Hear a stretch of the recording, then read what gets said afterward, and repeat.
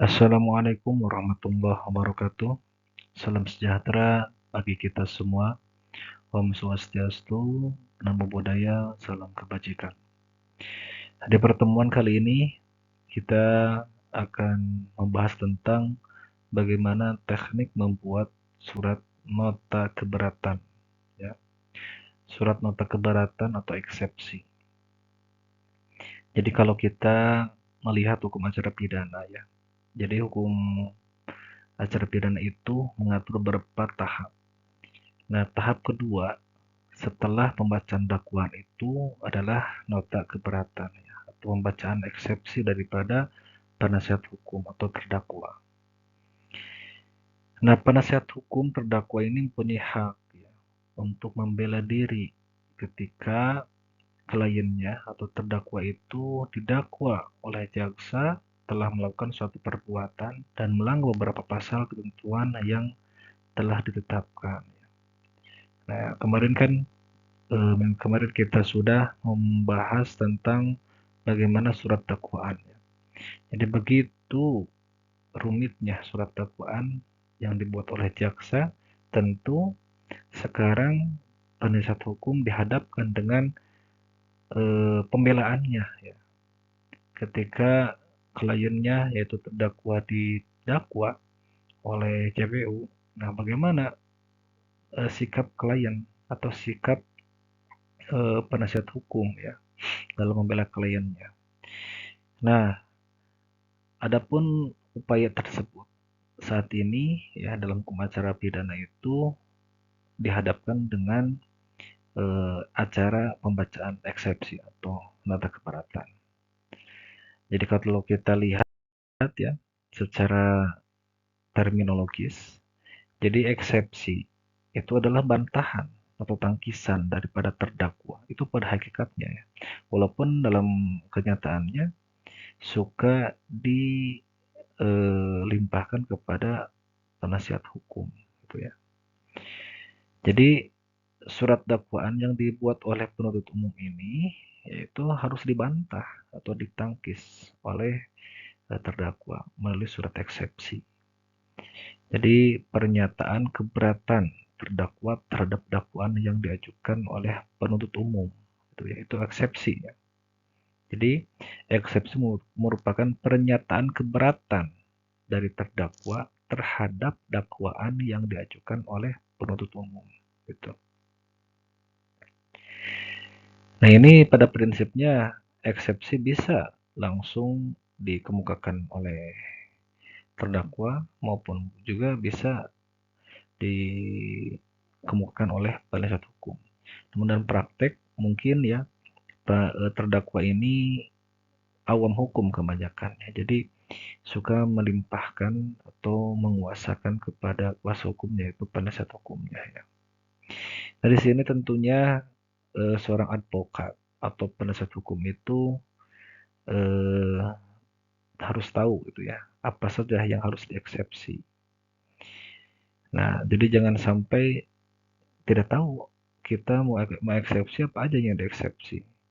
Nah, secara teoritis, ya, jadi ada beberapa hal yang harus dieksepsi oleh penasihat hukum. Pertama berkaitan tentang kompetensi, gitu ya. Nah, kompetensi ini tentu meliputi kompetensi relatif maupun absolut, gitu ya. Jadi jangan sampai, ya, penasihat hukum itu tidak eksepsi walaupun ternyata kompetensi relatif yang disidangkan itu bukan kewenangan pengadilan tersebut, gitu ya. Misalkan sekarang lokus deliktinya itu ada di Bandung, ya. Ternyata disidangkannya itu di Jakarta. Nah, itu kan yang dilanggarnya adalah kompetensi relatif, gitu ya. Jangan sampai terjadi seperti itu. Nah, disinilah eh, apa peran daripada penasihat hukum harus membetulkan, ya, terkait mengenai kompetensi relatif, termasuk juga kompetensi absolut, gitu ya. Jadi pengadilan mana yang berwenang? Nah, inilah penasihat hukum, ya, harus tahu ke arah sana, gitu ya. Jadi harus tahu kewenangan pengadilan mana yang berhak mengajukan atau mengadili perkara tersebut gitu ya. Jangan sampai ikut-ikutan apa yang disidangkan oleh jaksa, penasihat hukum tidak kritis gitu ya. Bahkan dia ikut saja gitu ya. Apa yang dijaksa ajukan di pengadilan mana gitu ya. Baik tempat maupun pengadilan siapa yang berwenang gitu. Nah, itulah itu harus dijadikan sebagai bahan kritis oleh penasihat hukum ya. Jadi berkaitan tentang kompetensi atau kewenangan mengadili, baik secara absolut maupun relatif. Kalau relatif itu berkaitan tentang tempat gitu ya. Nah, kalau tempat berarti melihatnya itu kepada locus delicti. Jadi di mana eh, tindak pidana tersebut terjadi gitu ya pada hakikatnya. Nah, itulah pasti tempat. Sedangkan kalau misalkan kewenangan absolut itu berkaitan tentang pengadilan mana yang berwenang mengadili gitu ya. Jangan sampai begini, perkara pidana tetapi diadilinya itu di pengadilan agama gitu ya.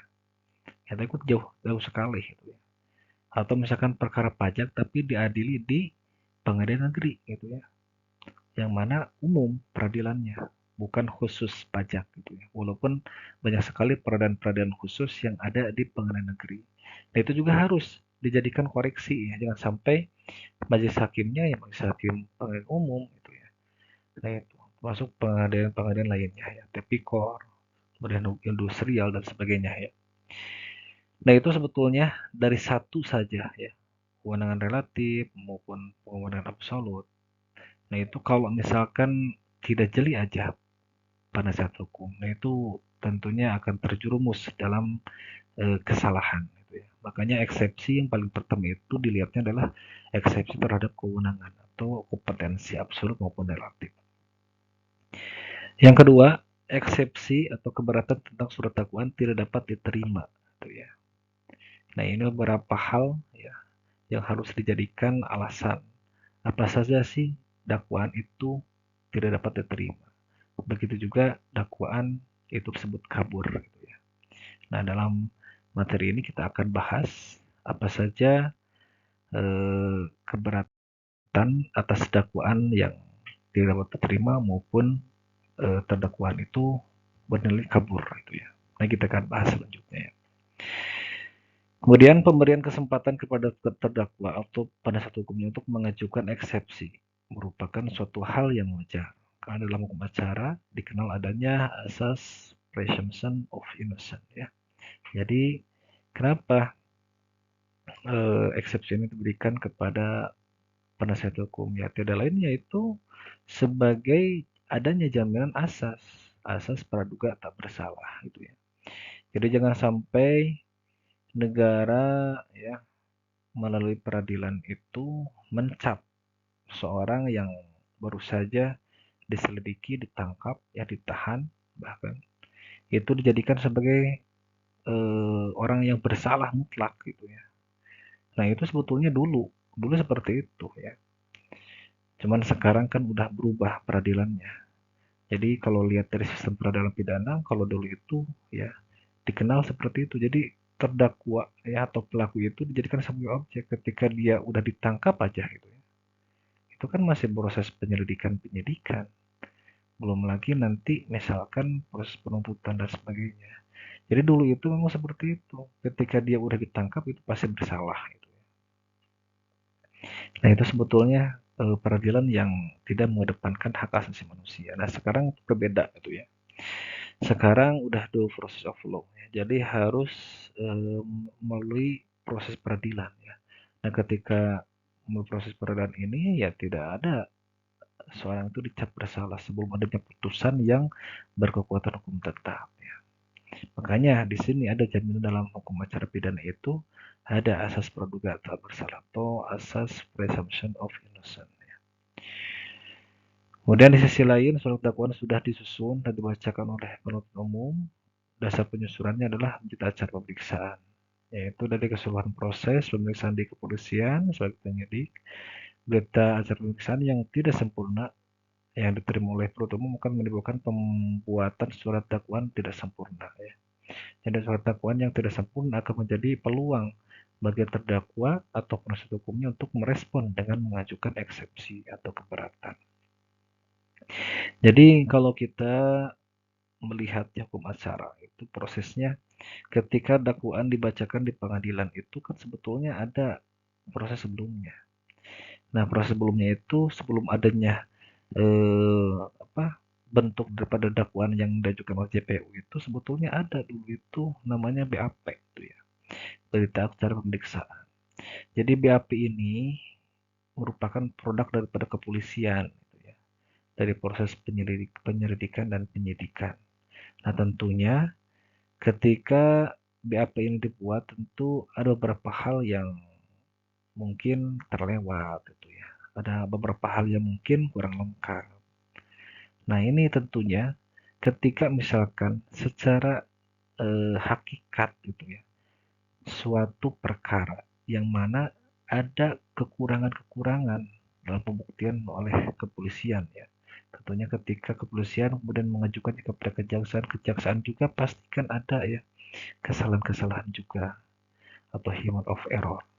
Ketika BAP tersebut bahan dari kepolisian oleh kejaksaan dijadikan surat dakwaan, nah ini tentunya harus ada gitu ya kritik yang levelnya itu mungkin ketiga gitu ya. Jadi BAP itu kan di level pertama oleh kejaksaan. Kemudian mungkin level keduanya itu, nah setelah dibuatkannya surat dakwaan itu kan, kemudian oleh eksepsi oleh penasihat hukum gitu ya. Jadi penasihat hukum juga harus secara jeli melihat, secara cermat melihat apa yang didakwakan oleh penasihat hukum itu memang tidak benar gitu ya. Ada kesalahan di sana. Jadi singkatnya itu yang namanya eksepsi ini seperti halnya ketika suatu naskah proposal skripsi mungkin ya yang diajukan oleh mahasiswa tingkat akhir ketika dia mau menyelesaikan tugas akhirnya gitu ya.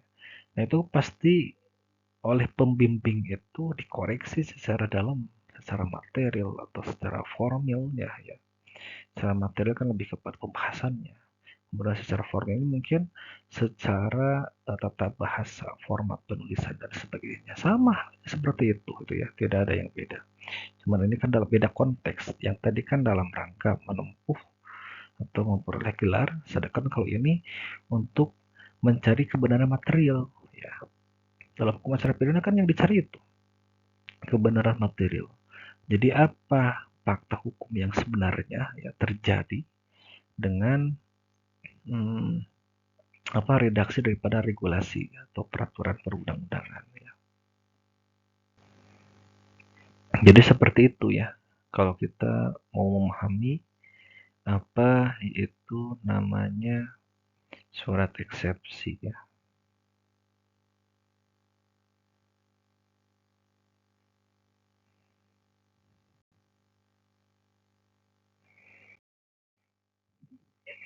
Kemudian kita lihat juga dasar hukum daripada eksepsi ini ya.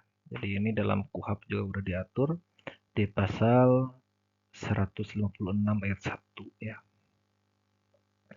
Kurang lebih bunyinya itu dalam hal terdakwa atau penasihat hukum mengajukan keberatan bahwa pengadilan tidak berwenang mengadili perkaranya atau dakwaan tidak dapat diterima atau surat dakwaan sudah dibatalkan, maka setelah diberikan kesempatan kepada penuntut umum untuk menyatakan pendapatnya, hakim mempertimbangkan keberatan tersebut untuk selanjutnya mengambil keputusan. Gitu ya. Nah di sini eksepsi itu sebetulnya nanti bahan bagi hakim untuk menilai apakah prosesnya itu akan dilanjutkan ke tahap pembuktian atau tidak. Ya. Makanya redaksi daripada pasal ini itu mengambil keputusan, maksudnya itu keputusan sela di sana ya. Kalau putusan selanya kan tidak lain daripada apakah perkara itu dihentikan atau dilanjutkan ke tahap pembuktian gitu ya. Kurang lebih seperti itu ya. Kemudian selanjutnya kita akan melihat alasan terdakwa dalam pengajuan eksepsi ya.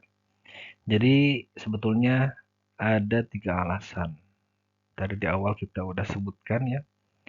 Ini diatur dalam pasal 156 ayat 1 KUHP.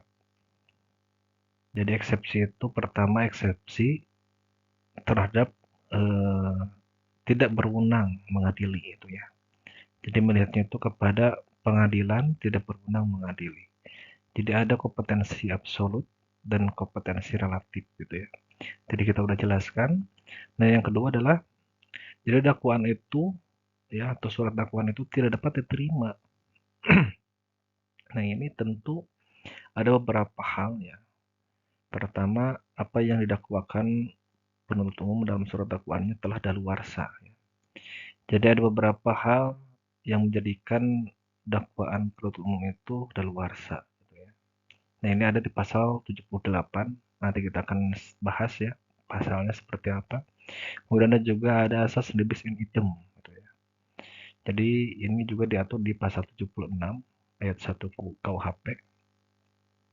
Jadi kalau asas nebis in idem itu jadi perkara yang sudah diputus ya, tidak boleh diajukan untuk kedua kalinya ya. Jadi kita melihatnya itu advokat melihatnya apakah ini perkara udah pernah diputus atau belum gitu ya.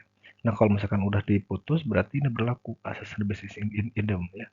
Nebis in idem. Jadi tidak boleh diajukan oleh jaksa ya.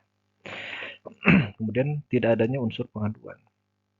Ini diatur di pasal 74. Maksudnya apa? Tidak ada unsur pengaduan. Nah, kalau misalkan untuk delik-delik aduan tidak diadukan oleh pihak yang dirugikan ya, atau yang merasa atau yang orang yang berhak mengadukan, kemudian ternyata oleh jaksa dibawa ke pengadilan. Nah, itu bisa tidak diterima ya dakwaannya dikarenakan memang secara awal itu diadukan gitu ya. Nah, untuk masalah pengaduan kita udah bahas ya dulu itu di pertemuan kedua tentang laporan dan pengaduan. Nah, kurang lebih seperti itu ya. Jadi ada absolut dan relatifnya delik aduan itu. Jadi kalau misalkan pihak korban yang dirugikan itu tidak melaporkan atau tidak mengadukan ya tidak jadi delik gitu ya. Nah, sama ketika misalkan itu tidak dilaporkan oleh pihak korban kemudian oleh jaksa dibawa ke pengadilan berkasnya itu, nah inilah dijadikan dasar oleh penasihat hukum untuk mengajukan eksepsi. Kemudian apa yang didakwakan terhadap terdakwa bukan tindak pidana kejahatan atau pelanggaran. Nah, jelas ya kalau misalkan penasihat hukum bisa membuktikan bahwa itu bukan merupakan kejahatan atau pelanggaran. Nah, inilah mungkin alasan ya yang dijadikan sebagai eksepsi oleh penasihat hukum bahwa dakwaan itu tidak diterima. Kemudian selanjutnya apa yang didakwakan kepada terdakwa tidak sesuai dengan tindak pidana yang dilakukannya. Itulah harus dibuktikan oleh penasihat hukum juga bahwa dakwaan tersebut tidak sesuai ya dengan tindak pidana yang dilakukannya. Contohnya gini, ketika misalkan perbuatan itu perbuatan pencurian ya, tetapi jaksa mendakwa dengan pasal penadahan. Nah, itu sama ya, tidak dapat diterima gitu. Kemudian yang selanjutnya adalah apa yang didakwakan kepada terdakwa bukan merupakan tindak pidana tetapi termasuk perselisihan perdata. Ini hampir sama dengan yang poin D ya. Ini bukan kejahatan untuk pelanggaran, tetapi ini merupakan perbuatan perdata gitu ya. Contohnya untuk kasus penipuan biasanya banyak sekali ya. Banyak sekali pihak yang merasa dirugikan melaporkan yang tadinya itu perbuatan bisnis ya, dijadikan sebagai perbuatan penipuan. Bahkan di sana itu ada gitu ya perjanjian. Nah, itu kan harusnya secara gugatan perdata, tetapi kebanyakan korban itu ya, yang orang yang merasa dikorbankan itu malah melaporkan dengan delik-delik tertentu seperti penipuan salah satunya ya, ataupun penggelapan ataupun apa gitu ya, yang berkaitan tentang objek yang diperjanjikan. Nah, itu tidak dapat diterima ya alasannya kedua. Kemudian alasan ketiga, jadi dakwaan itu harus dibatalkan. Gitu ya. Nah, ini dakwaan kabur biasanya itu ya. Dikarenakan tidak memenuhi unsur material itu ya. Jadi eksepsi atau keberatan ini adalah surat dakwaan yang dibuat oleh penuntut umum adalah kabur atau tidak memenuhi syarat unsur material. Nah, mungkin ini harus melihat lagi ketentuan pasal 143 ayat 2 huruf P ya. Apa saja sih syarat-syarat dibuatnya surat dakwaan? Ini tentu di pertemuan kemarin kita udah bahas ya tentang itu. Nah, makanya ini juga sebagai koreksi ya buat penasihat hukum. Jadi walaupun itu tugas jaksa, tapi kita itu harus tahu ya, apa yang ditugaskan oleh jaksa ini apakah oleh jaksa dipenuhi atau tidak. Nah, kalau tidak dipenuhi ya itu jadi celah ya buat penasihat hukum. Nah, yang pertama tadi ya, jadi surat dakwaan itu kadaluarsa. Nah, ini pasal 78 KUHP, KUHP, maaf. Jadi kewenangan menuntut pidana hapus karena daluarsa. Pertama, mengenai semua pelanggaran atau kejahatan yang dilakukan dengan percetakan sesudah 1 tahun. Ya. Jadi kalau delik-delik yang berkaitan dengan percetakan itu daluarsanya 1 tahun. Nah, kalau misalkan 1 tahun oleh jaksa ya sebelum 1 tahun diajukan itu sah gitu. Tapi ketika lebih daripada 1 tahun ya, belum diajukan dakwaan oleh jaksa itu ya sudah daluarsa.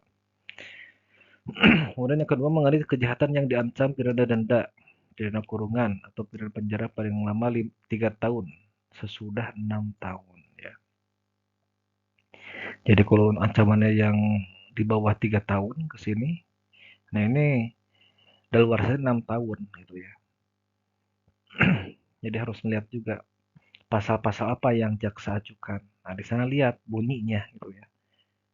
Hukumannya berapa tahun. Nah, kalau misalkan bunyinya atau pasal ancamannya itu di bawah 3 tahun ya, misalkan 3 tahun maksimal itu, lihat udah 6 tahun belum dari mulai tempus deliktinya gitu ya. Kemudian mengenai kejahatan yang diancam dengan pidana penjara lebih dari 3 tahun, sudah 12 tahun. Nah, kalau misalkan rate-nya itu lebih daripada 3 tahun, 3 tahun ya, misalkan 5 tahun, 6 tahun ke sana. Nah, ini 12 tahun daluarsanya. Kemudian mengenai kejahatan yang diancam dengan pidana mati atau pidana seumur hidup sudah 18 tahun. Jadi untuk ancaman pidana mati, pidana seumur hidup, nah ini kadaluarsa 18 tahun. Begitu ya. Jadi bagi orang yang pada saat melakukan perbuatan umurnya belum 18 tahun, masing-masing tenggang daluarsa di atas dikurangi menjadi sepertiga gitu ya. Jadi untuk anak-anak misalkan ya belum 18 tahun, nah kemudian melakukan kejahatan-kejahatan yang tentunya ada ketentuan kadaluarsanya, nah ini kadaluarsa tersebut dikurangi sepertiga gitu ya. Nah itu untuk daluarsa. Jadi melihat lagi pasal 78. Nah kalau negosiasi dendam ini udah jelas ya. Jadi putusan ya, jadi kecuali dalam putusan hakim masih mungkin diulangi. Orang tidak boleh dituntut 2 kali karena perbuatan yang oleh hakim Indonesia terhadap dirinya telah diadili dengan putusan yang menjadi tetap. Ya. Dalam artian hakim Indonesia termasuk juga hakim pengadilan sebuah praja atau adat di tempat-tempat yang mempunyai pengadilan kemudian tersebut. Jadi maksudnya gini ya, tafsirnya itu untuk asas nebis in idem ini diterapkan pertama eh, perkara itu pernah diputus oleh hakim. Ya. Jadi perkaranya sama, ya. Perkaranya misalkan pembunuhan. Pelaku-pelakunya itu pasti orang-orang itu, ya. Perkaranya sama, kemudian dalam waktu yang bersamaan. Otomatis kan pelakunya juga sama. Nah itu jadi tidak boleh ketika misalkan si A dituntut oleh hakim dalam perkara itu misalkan sekian tahun. Kemudian berapa tahun setelah dia itu bebas diajukan oleh jaksa atas dasar perkara yang sama, tidak boleh gitu. Jadi harus benar-benar clear gitu. Ketika misalkan perkara dalam suatu masa tertentu dengan beberapa orang yang terlibat mungkin harus sama gitu ya. Diputuskan itu dalam suatu waktu tertentu. Tidak boleh apa apalagi 2 kali gitu ya. Tidak boleh. Jadi ada asas ini gitu ya. Jadi ada asas nebis in idem. Jadi tidak boleh dituntut kedua kalinya dalam perkara yang sama ya. Tentunya orang-orang juga sama, tidak boleh ya. Soalnya satu kesatuan dalam perbuatan pidana. Kemudian ada juga delik aduan. Nah, ini tadi ya. Jadi waktunya itu 6 bulan ya bagi yang akan mengadukan.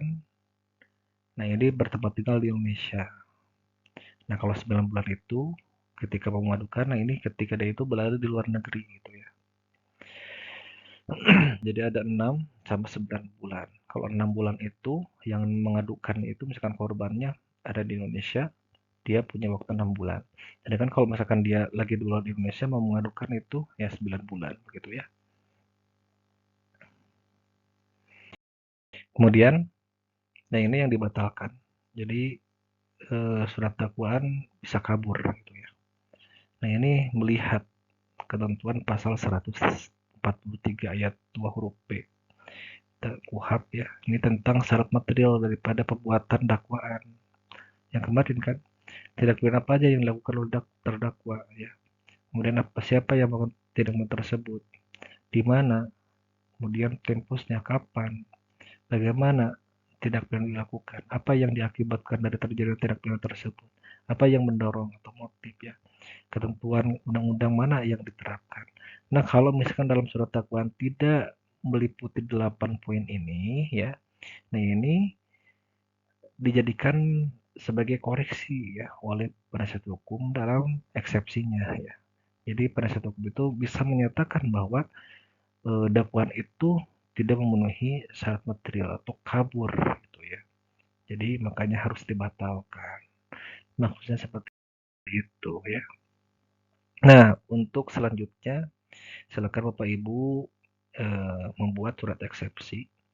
Minggu kemarin ya di tugas ketiga saya udah tugaskan tentang membuat atau mencari surat dakwaan tentang kasus tindak pidana pencucian uang gitu ya. Nah, di sana kan ada ya bentuk dakwaannya, pasal-pasalnya, kemudian kronologisnya gitu ya. Nah, silakan eksepsi oleh Bapak Ibu. Apakah lengkap enggak ya surat dakwaan yang kemarin Bapak Ibu cari gitu ya. Kemudian lihat dari alasan-alasan eksepsi tadi. Kewenangan kewenangan relatif absolutnya apakah sudah sama? Kemudian alasan-alasan yang memberatkan ya. Kemudian dakwaan itu dapat terima atau tidak dan sebagainya gitu ya. Nah, coba analisa dari dakwaan kemarin itu, nah buatkan eksepsinya begitu ya. Terima kasih, mungkin itu dari saya ya untuk pertemuan saat ini. Mohon maaf apabila banyak kesalahan. Terima kasih atas perhatiannya. Assalamualaikum warahmatullahi wabarakatuh.